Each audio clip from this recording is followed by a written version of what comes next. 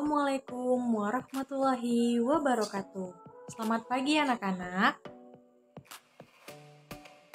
Bagaimana kabarnya hari ini? Sehat semua ya? Alhamdulillah. Baiklah, sebelum kita memasuki pembelajaran kita pada hari ini, ada baiknya kita berdoa terlebih dahulu. Berdoa dimulai.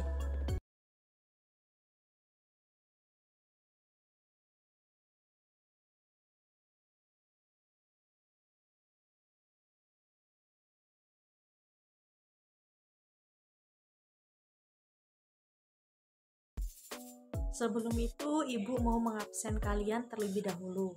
Apakah anak-anak Ibu hadir semua?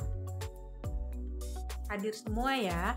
Nah, baik. Sebelum kita memasuki pelajaran, adapun tujuan pembelajaran kita pada hari ini yaitu dengan menyanyikan lagu anak, siswa diharapkan mampu mengenal panjang dan pendeknya lagu anak.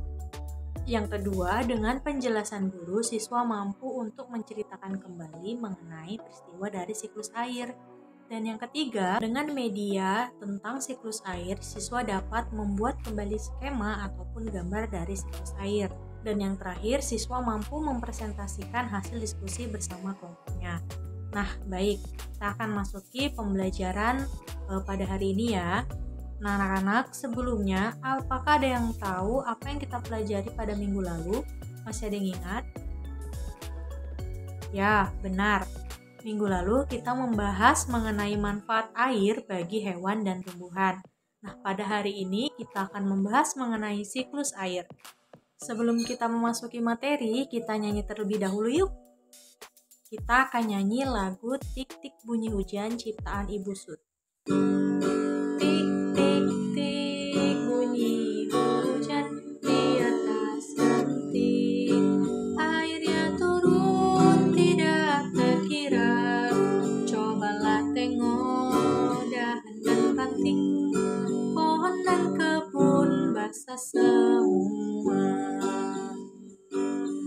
Sekali lagi ya. Tik tik tik bunyi hujan di atas genting, airnya turun tidak terkira. Cobalah tengok dahan dan ranting, pohon dan kebun basah semua. Pohon dan kebun basah semua. Sebelumnya, ada yang tahu apa yang dimaksud dengan siklus air? Baiklah, di sini Ibu akan menjelaskan apa yang dimaksud dengan siklus air. Siklus air merupakan perputaran ataupun sirkulasi air yang terjadi secara terus-menerus dari pusat bumi menuju ke atmosfer, di mana ada beberapa tahap dalam siklus air itu. Jadi yang pertama yaitu adalah tahap evaporasi, yang kedua tahap presipitasi, dan yang ketiga adalah tahap kondensasi. Yang pertama yaitu adalah proses evaporasi ataupun proses penguapan, di mana proses evaporasi ini terjadi karena adanya panas dari matahari. Air yang ada di permukaan bumi seperti laut, sungai, dan danau itu akan melalui proses penguapan karena akibat panasnya matahari. Setelah itu, yang kedua adalah proses presipitasi. Proses presipitasi adalah proses pengendapan di mana air yang telah menguap tadi akan menuju ke atmosfer dan menggumpal membentuk awan hitam atau awan mendung. Jadi anak-anak yang melihat awannya itu mendung berarti awan tersebut telah banyak mengandung air. Karena awan tersebut sudah banyak mengandung air, maka akan terjadilah tahap selanjutnya yaitu tahap kondensasi. Tahap kondensasi itu merupakan proses turunnya air hujan yang terjadi pada tahap presipitasi atau tahap pengendapan. Pada tahap kondensasi ini akan turun berupa air hujan ataupun uap. Uap sih. Ataupun embun. Nah, jadi kalau kalian melihat ada banyak embun di daun-daun ataupun di jalanan, itu adalah proses yang dinamakan dengan proses kondensasi. Baiklah, sampai di sini paham ya? Alhamdulillah. Nah, selanjutnya kita akan masuk materi mengenai manfaat air bagi kehidupan.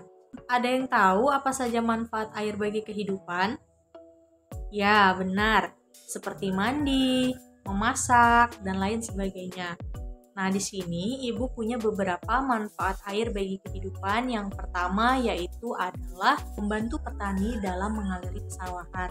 Bisa kita lihat pada gambar di samping, bahwasannya sawah-sawah yang hijau itu dapat tumbuh karena dialiri oleh air.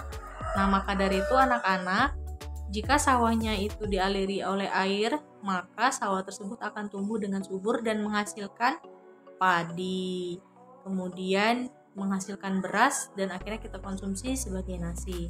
Nah, yang kedua yaitu pembangkit listrik tenaga air, di mana pembangkit listrik tenaga air ini memerlukan debit air atau derasnya arus pada air untuk menggerakkan mesin-mesin yang ada untuk membangkitkan tenaga listrik. Lalu, yang ketiga yaitu sebagai sarana transportasi air. Contohnya yaitu seperti kapal, sampan, perahu, dan lain sebagainya. Nah, sarana transportasi air ini dapat membantu kita untuk menyeberangi pulau satu ke pulau yang lainnya. Nah, sampai di sini tentang manfaat air bagi kehidupan sudah paham? Nah, selanjutnya yaitu adalah dampak jika tidak adanya air. Anak-anak tahu apa yang terjadi bila kita tidak ada air? Benar, kita akan kesulitan mandi, minum, dan untuk memenuhi kebutuhan kita sehari-hari. Jadi di sini Ibu punya beberapa dampak bila tidak adanya air. Yang pertama, petani akan gagal mengalami cocok tanam. Bisa kita lihat gambar di samping, bahwasanya apabila sawah tidak dialiri oleh air, maka sawah itu akan terlihat kering dan mati. Maka petani akan gagal dalam bercocok tanam. Lalu yang kedua, kurangnya persediaan bahan pangan. Diakibatkan petani sawah ataupun petani perkebunan seperti sayur-sayuran dan buah-buahan itu gagal bercocok tanam, tentunya kebutuhan kita untuk pangan akan berkurang dan kita akan mengalami kelaparan. Maka dari itu, air itu sangat penting bagi kehidupan kita ya anak-anak, sebagai membantu petani dalam mengaliri sawah dan bercocok tanam. Dan yang terakhir, apabila tidak adanya air bagi kehidupan, maka ketersediaan air bersih itu akan menipis. Tentunya itu akan menyulitkan kita untuk memenuhi kebutuhan kita sehari-hari, seperti ibu kita mencuci, lalu mengepel, mandi, minum, dan lain sebagainya.